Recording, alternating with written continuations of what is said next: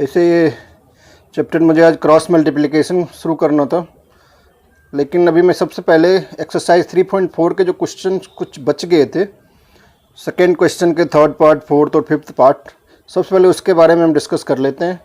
जो ये तीनों क्वेश्चन कंप्लीट हो जाएगा उसके बाद हम आप लोगों को क्रॉस मल्टीप्लिकेशन मेथड, जो कि एक और अलजेब्रिक वे है टू वेरिएबल को सॉल्व करने के लिए, उसके बारे में आपको मैं इंट्रोड्यूस कराऊंगा। सो तब तक आप इस क्वेश्चन को समझ लो, ये भी बहुत ज़्यादा इंपॉर्टेंट क्वेश्चन है। The sum of the digits of 2 digit number is 9, also 9 times this number is twice the number obtained by reversing the order of the digits, find the number. 2 digit का जो number होता है उसमें एक ones digit होते हैं, एक tens digit होते हैं। वंस डिजिट को हम यूनिट डिजिट भी कहते हैं। सबसे पहले हम लेट कर लेंगे। लेट वंस डिजिट आप लिख लो या यूनिट डिजिट लिख लो, जो मर्जी आपकी। Let units digit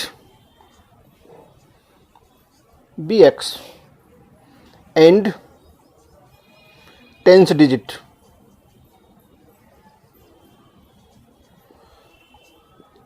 be y। तो नंबर तो आपको पता है कि नंबर हम कैसे फॉर्म करते हैं, कैसे बनाते हैं नंबर। जैसे 25 है, 25 हम कैसे बनाएंगे? जो टेंस डिजिट पे होता है उसमें 10 से मल्टीप्लाई हो जाता है, और जो वंस डिजिट पे होता है वो प्लस हो जाता है, यानी 2 10 या 20 + 5 25। सिमिलरली यहाँ हमारा टेंस डिजिट पे क्या है? y है। तो जब हम इसका नंबर बनाएंगे तो क्या होगा नंबर? जैसे यहाँ था 2 × 10, क्योंकि टेंस डिजिट पे 2 था, यहाँ टेंस डिजिट पे क्या है? y है, तो ये हो जाएगा 10 × y। 10 × y कितना होगा? 10y। प्लस जैसे यहाँ 5 हो गया था तो यहाँ हो जाएगा +x, क्योंकि x यूनिट डिजिट पे है, वंस डिजिट पर है। अब एक और हम नंबर बनाते हैं आफ्टर रिवर्सिंग द डिजिट। जैसे 25 को जब हम रिवर्स कर देंगे तो क्या बन जाएगा? 52 बन जाएगा। सिमिलरली जब हम 10y + x को रिवर्स करेंगे तो क्या बनेगा? तो ये हम लिख लेते हैं पहले, number after reversing the digits.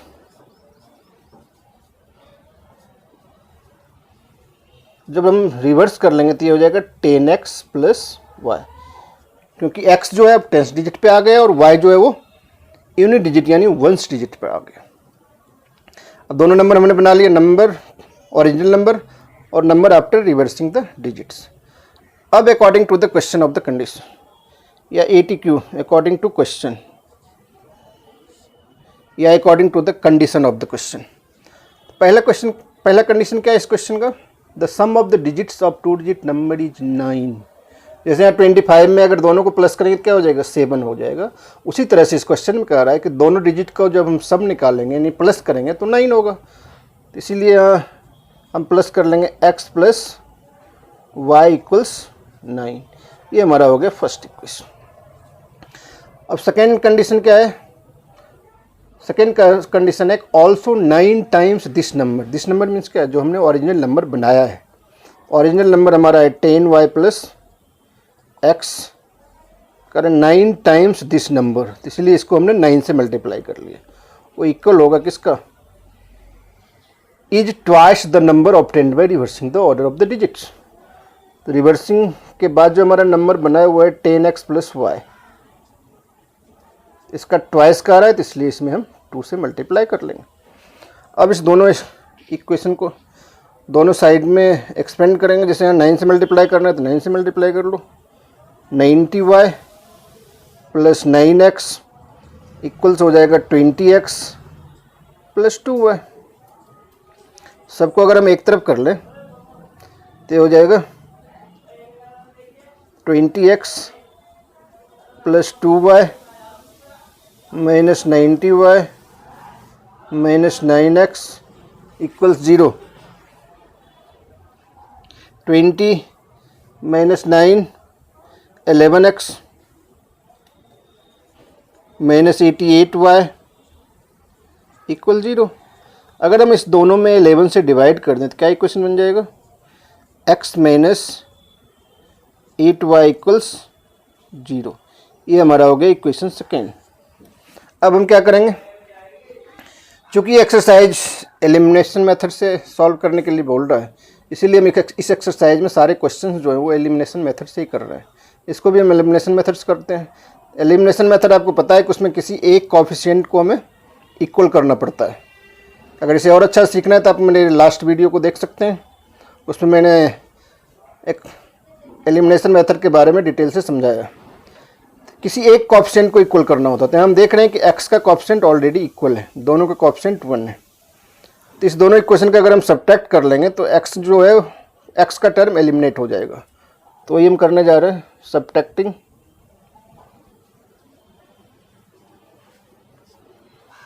Equation second from first. Second को फर्स्ट से हम सब्ट्रैक्ट कर लेते हैं। सेकेंड हमारा क्या है, x plus y equals, first हमारा x plus y equals 9, second है x minus 8y equals 0। Subtract करेंगे तो क्या हो जाएगा, सबसे पहले साइन चेंज होगा, x और x जो है वो कैंसिल आउट हो जाएगा। 8y प्लस वाई मिलके 9y इक्वल्स 9, तो y इक्वल्स हो जाएगा 1। y का वैल्यू हमने निकाल लिया। अब हम क्या करेंगे, अब x का वैल्यू निकालेंगे। y का वैल्यू हमने फाइंड आउट कर लिया, इसको हम सब्स्टिट्यूट कर लेंगे किसी भी इक्वेशन में। तो यहाँ फर्स्ट में कर लेते हैं, substitute this value of y in equation first हमारा x plus y equals 9, x के जगह x तो हमें फाइंड आउट करना, y के जगह हम 1 लिखेंगे, इक्वल्स 9, x इक्वल्स हो जाएगा 9 माइनस 1 यानी 8। हमने x और y का वैल्यू फाइंड आउट कर लिया, लेकिन हमें निकालना क्या है, हमें तो ओरिजिनल नंबर निकालना है। तो नंबर हमारा क्या है, नंबर है 10y प्लस x। इसमें वैल्यू पुट कर लेंगे, 10 इंटू 1 प्लस 8, इसे सॉल्व कर लेंगे तो 18 हो जाएगा। यही हमारा नंबर है। कैसे पता चलेगा हमारा नंबर सही है, तो ध्यान से पढ़ो, क्वेश्चन में कह रहा है कि the sum of the digits of a 2 digit number is 9। 1 plus 8 करो, ऑलरेडी 9 हो जाएगा, 9 हो जाएगा, इसका मतलब हमारा क्वेश्चन सही है। क्रॉस मल्टीप्लिकेशन मेथड के लिए अभी थोड़ा और वेट करना पड़ेगा, क्योंकि अब मैं क्वेश्चन नंबर सेकेंड के फोर्थ पार्ट को पहले सॉल्व कर लेते हैं। फोर्थ पार्ट में है कि Meena went to a bank to withdrawal ₹2000। She asked the cashier to give her ₹50 and ₹100 notes only. Meena got 25 notes in all. Find how many notes of ₹50 and ₹100 she received. हम में से प्राय सबके सब bank का जाना आना होते रहता है। ये बात अलग है कि आजकल लोग 2000 रुपये निकालने के लिए बैंक कम ATM में ज़्यादा जाते हैं, लेकिन इस क्वेश्चन में हमें बैंक में ही जाना पड़ेगा 2000 रुपीज़ विथड्रॉल करने के लिए। तो वहाँ जाने के बाद मान लो जैसे वहाँ इस क्वेश्चन में मीना जा रही है, मीना जाकर के वहाँ कैशियर से कह रही है कि मुझे तो या तो 50 रुपीज़ के नोट चाहिए या 100 रुपीज़ के नोट चाहिए। उसने ये भी नहीं बताया कि मुझे इतने 50 के चाहिए या इतने 100 के चाहिए, यानी 2000 में उसे 50 रुपीज़ के नोट और 100 रुपीज़ के नोट लेने हैं। लेकिन ये पता है कि टोटल नंबर ऑफ नोट्स यानी 50 रुपीज़ नोट और 100 रुपीज़ नोट मिला के कितने हैं, टोटल 25 नोट्स हैं। हमें बताना है कि उसके पास कितने 50 रुपीज़ के नोट हैं और कितने 100 रुपीज़ के नोट हैं। सबसे पहले हम लेट कर लेते हैं,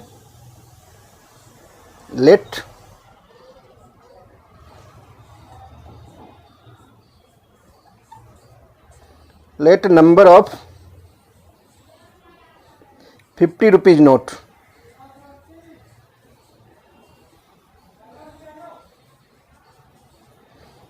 BX and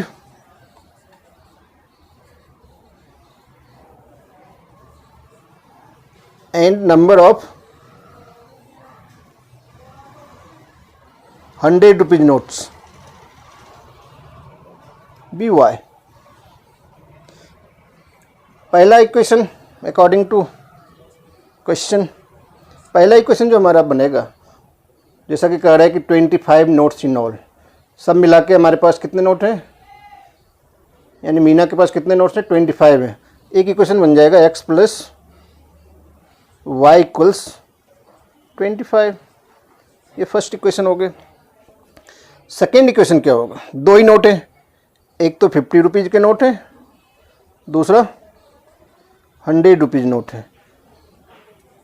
अब मान लो आपके पास 50 रुपीज़ के 10 नोट हैं, तो कितने रुपए आपके पास हुए, ये फाइंड आउट करने के लिए क्या करना पड़ेगा, 50 में 10 से मल्टीप्लाई करना पड़ेगा। तो यहाँ 10 नहीं है हमारे पास, 50 के कितने नोट हैं, x हैं, तो इसीलिए हमने x से मल्टीप्लाई कर लिया। और 100 के कितने नोट हैं, y है, इसीलिए y से मल्टीप्लाई कर लिए। 50 multiply x plus 100 multiply y equals 2000। हमने प्लस क्यों किया, क्योंकि सब मिला के टोटल रुपीज़ कितने हैं, 2000। इसे सॉल्व कर लेते हैं। 50x plus 100y equals 2000। थोड़ा इक्वेशन को और छोटा करना चाहते हैं तो इसमें हम चाहे तो 50 से डिवाइड कर सकते हैं, उस नंबर से हम डिवाइड कर सकते हैं जिससे सारे के सारे पार्ट्स डिवाइड हो जाए, यानी x के टर्म भी और y के और कांस्टेंट टर्म जो हैं। 50 से सारे डिवाइड हो रहे हैं तो हम 50 से सब में डिवाइड कर लेते हैं। तो यहाँ बच जाएगा x प्लस 2y इक्वल्स 50 से अगर हम 2000 में डिवाइड करेंगे तो क्या हो जाएगा, आई थिंक 40 होगा। ये इक्वेशन सेकेंड हो गया हमारा। दोनों इक्वेशन हमने फाइंड आउट कर लिया। अब हम एलिमिनेशन मेथड से इसे सॉल्व कर लेंगे। Subtracting equation first from second, first को हम सेकेंड से,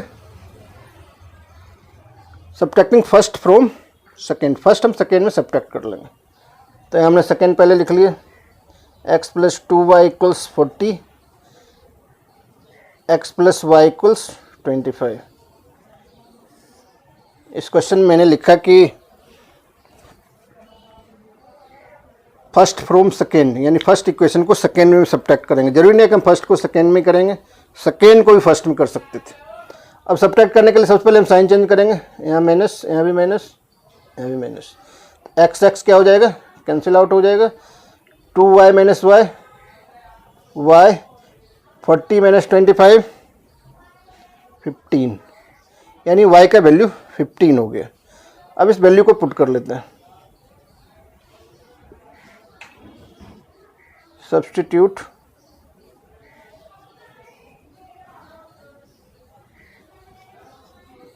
this value of y in equation first, किसी भी इक्वेशन वैल्यू पुट कर सकते हैं। फर्स्ट इक्वेशन हमारा क्या है, x प्लस वाई इक्वल्स 25। इसमें अगर हम y का वैल्यू पुट कर लें तो x का वैल्यू निकल जाएगा, तो ये हो जाएगा x प्लस 15 इक्वल्स 25। तो x इक्वल्स हो जाएगा 25 माइनस 15 इक्वल्स 10। एक वैल्यू ये निकल गया, एक पहले हमने यहाँ 15 निकाल लिया था। अब इसका मतलब क्या हुआ, नंबर ऑफ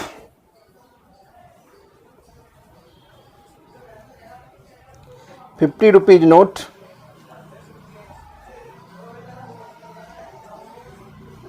इक्वल्स 10 हो जाएगा, और नंबर ऑफ ₹100 नोट 15 हो जाएगा। यही आंसर हो गया। अब ये 3.4 का लास्ट क्वेश्चन है। इसके जस्ट बाद हम लोग क्रॉस मल्टीप्लिकेशन मेथड के बारे में जानेंगे। सबसे पहले इस क्वेश्चन को कर लेते हैं। इस क्वेश्चन में कह रहा है कि a lending library has fix charge for first 3 days and an additional charge for each date thereafter. Sarita paid ₹27 for a book kept for 7 days, while Sushi paid ₹21 for the book kept for 5 days. Find the fixed charge and the charge for each extra day. तो सबसे पहले हम let कर लेंगे। Let fix charge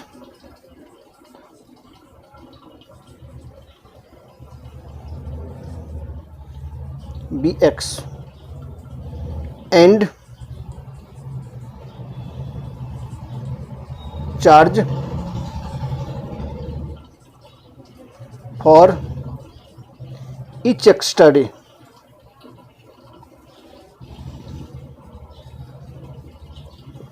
B y. अब question में क्या कह रहा है? अकॉर्डिंग टू क्वेश्चन में फर्स्ट कंडीशन जो हमारा है कि फर्स्ट 3 डेज के लिए फिक्स चार्ज है, यानी अगर आप कोई बुक लाइब्रेरी से लेंगे और 3 दिन के बाद लौटा देंगे तो आपको ओनली फिक्स चार्ज देना पड़ेगा। अगर 3 डेज से ज़्यादा रखेंगे तो फिक्स चार्ज के साथ साथ कुछ एक्स्ट्रा चार्ज भी देने पड़ेंगे। तो फर्स्ट कंडीशन में है कि Sarita paid ₹27 for a book kept for 7 days, यानी टोटल नंबर ऑफ डेज कितने हैं? 7 डेज रखने के बाद ₹27 दे रही है। इसका मतलब फर्स्ट 3 डेज के लिए उसे कितना देना पड़ेगा? X रुपीज़ देना पड़ेगा फर्स्ट 3 डेज के लिए। तो 3 डेज के बाद कितने डेज बच गए? आउट ऑफ 7 डेज 4 डेज बच गए। तो 1 एक्स्ट्रा डे के लिए Y रुपीज़ देने पड़ते हैं, तो 4 एक्स्ट्रा डे के लिए 4Y देने पड़ेंगे। यानी क्या हो गया इक्वेशन हमारा? X + 4Y = 27। ये हमारा इक्वेशन फर्स्ट हो गया। सिमिलरली सेकेंड कंडीशन क्या है? While sushi paid ₹21 for the book kept for 5 days, यानी इसने 2 डेज एक्स्ट्रा रखी है। इसका इक्वेशन बन जाएगा X + 2Y = 21। दोनों इक्वेशन समझ में आ गया होगा। X जो हमारा हो गया वो फिक्स चार्ज, 4Y हमने क्यों लिखा है? क्योंकि 7 में हमें सबसे पहले 3 माइनस करना था। उसी तरह सेकेंड इक्वेशन में भी 5 में 3 माइनस कर लिया था, 2 बच गया था, इसीलिए हमने 2Y लिख दिया। अब हम इसे एलिमिनेशन मेथड से अगर सॉल्व करेंगे तो x के कोएफिशिएंट ऑलरेडी इक्वल है, डायरेक्ट हम सब्ट्रैक्ट कर देंगे। Subtracting equation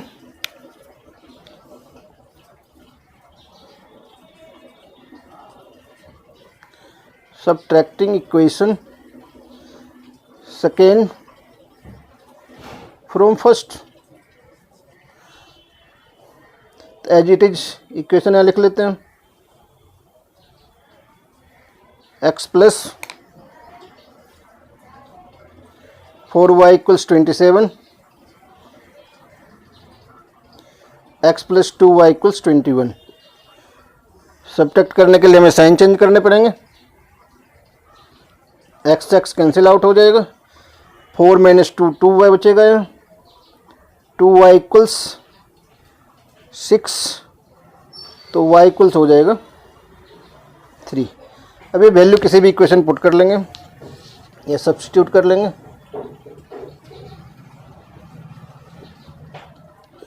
substitute this value of Y in equation first equation हमारा X + 4Y = 27, X + 4Y की जगह 3 = 27, X इक्वल्स हो जाएगा 27 - 4 3 = 12। 27 - 12 कितने हो जाएंगे? आई थिंक 15 हो जाएंगे। ये हमारा आंसर हो जाएगा। पहला है फिक्स चार्ज, तो द फिक्स चार्ज क्या हो जाएगा?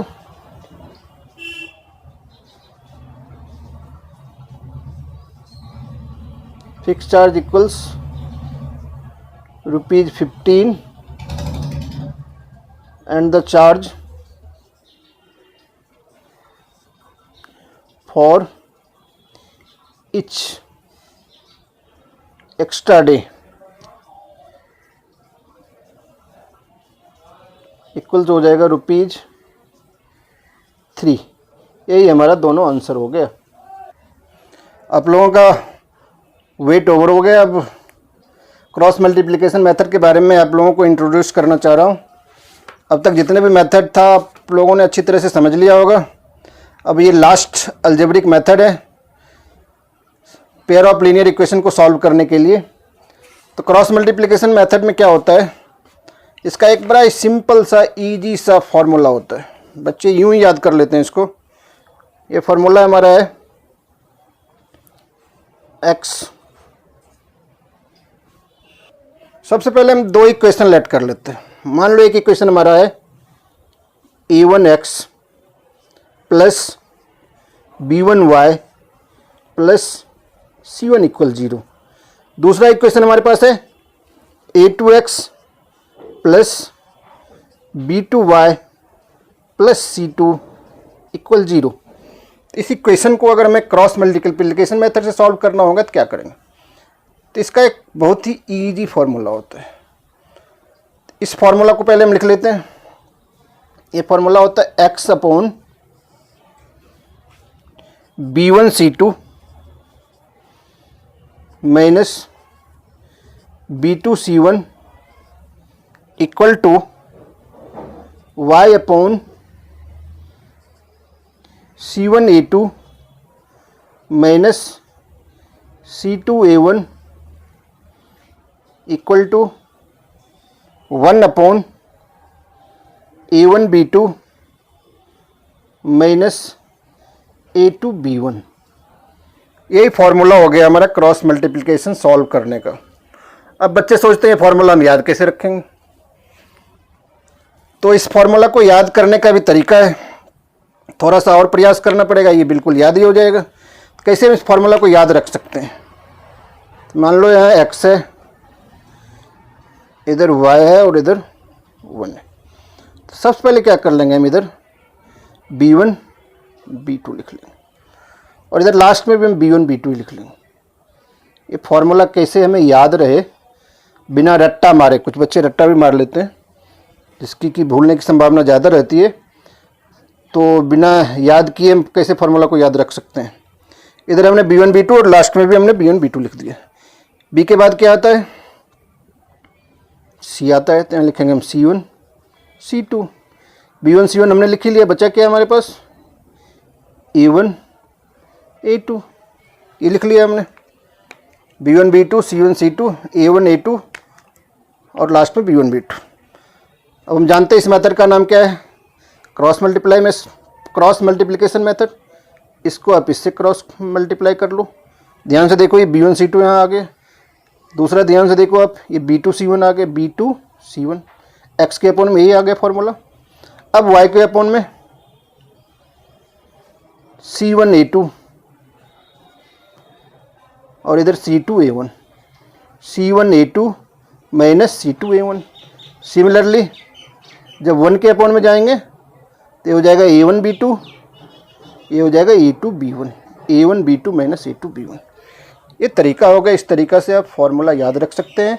फॉर्मूला कंफ्यूज नहीं करेंगे, फॉर्मूला कभी भूलेंगे नहीं। अब इसके बाद हम एक क्वेश्चन लेते हैं जिसको सॉल्व कर लेते हैं। तो ध्यान से जब आप एक्सरसाइज 3.5 को पढ़ेंगे, फर्स्ट क्वेश्चन में कह रहा है कि which of the following pairs of linear equation have unique solution, no solution और इनफाइनाइट मेनी सॉल्यूशन। इसका डिस्कशन मैंने 3.2 में कर लिया। तो नेक्स्ट कह रहा है कि in case there is a unique solution find it by using cross multiplication method. पूरा क्वेश्चन मैं लिख नहीं रहा हूँ, सिर्फ मैं फर्स्ट का क्वेश्चन। अब जो क्वेश्चन है second part, 2x plus y equals 5, 3x plus 2y equals 8। इसमें पहले फाइंड आउट करने के लिए कह रहा है कि कौन सा सॉल्यूशन है। यूनिक सॉल्यूशन होगा तभी हम क्रॉस मल्टीप्लिकेशन यूज कर सकते हैं। तो यूनिक सॉल्यूशन कब होता है, जब a1 by a2 is not equal to b1 by b2 is not equal to c1 by c2। a1 by a2 यहाँ 2/3 है, यहाँ 1/2 और 5/8, इसीलिए ये यूनिक सॉल्यूशन है। इसीलिए हम इसको क्रॉस मल्टीप्लिकेशन मेथड से सॉल्व कर रहे हैं। जब आप 3.5 एक्सरसाइज करेंगे तो सबसे पहले वही फाइंड आउट करना पड़ेगा आपको कि इसमें कौन सा सॉल्यूशन आ रहा है। उसे फाइंड आउट करने के लिए हमने पहले एक्सप्लेन कर चुके हैं कि हम पहले क्या निकालेंगे, a1 by a2, b1 by b2 और c1 बाई c2। हम डायरेक्ट क्रॉस मल्टीप्लिकेशन से इसको। तो अब हम करेंगे b2 c1। b2 हमारा क्या है +2, c1 क्या है -5। 2 और -5 को मल्टीप्लाई करेंगे तो हो जाएगा हमारा -10। यहाँ पहले से माइनस था तो माइनस माइनस +10 हमने लिख लिया। अब नेक्स्ट है y upon c1 a2। c1 हमारा क्या है -5, a2 क्या है 3 इंटू 5 -15 आ जाएगा। -15 के बाद C2A1, C2 हमारा -8 है, A1 हमारा 2 है, माइनस माइनस यहाँ प्लस हो जाएगा, A2 जा 16 equal to 1 upon A1 B2, A1 2 है, B2 2 है, 2 into 2 4 minus A2 B1, A2 3, B1 1, 3 into 1 3। अब हम देख रहे हैं कि तीनों आपस में क्या है, ये इक्वल है। सबसे पहले से एक स्टेप और सॉल्व कर लेते हैं। x अपॉन हो जाएगा -8 + 10 मिलके 2, y अपॉन 1, 1 अपॉन 4 - 3 1। तो तीनों आपस में क्या है, इक्वल है। x/2 equals y/1 equals 1/1। तो हम किसी दो को आपस में इक्वल कर सकते हैं। x/2 इक्वल्स अगर हम 1/1 कर लेंगे तो क्रॉस मल्टीप्लिकेशन से x इक्वल्स क्या हो जाएगा 2। सिमिलरली y/1 इक्वल्स 1/1 कर लेंगे तो क्रॉस मल्टीप्लाई करके y इक्वल्स 1। तो यही दो हमारा आंसर हो जाएगा। फर्स्ट x इक्वल्स 2 और second y equals 1। Cross multiplication method से ये दोनों आंसर निकल गया। इसी तरह हम और आगे के जो क्वेश्चंस हैं उसको नेक्स्ट वीडियो में करेंगे। तब तक आप इस क्वेश्चन को और रिपीट करके अच्छा से देख के समझ लो और जितना भी हो सके सब्सक्राइब और शेयर करवाते रहें।